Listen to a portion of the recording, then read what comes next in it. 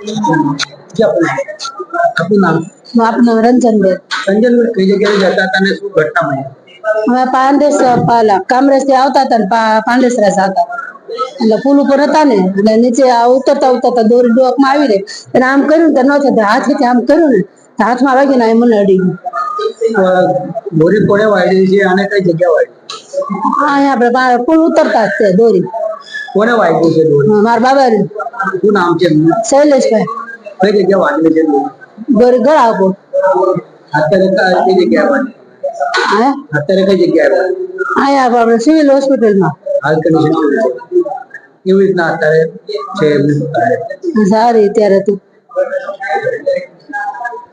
આ દોરીથી કપાઈ ગયું છે? હા દોરીથી આવી દોરીથી. શું મેસેજ આપશો આ દોરીથી?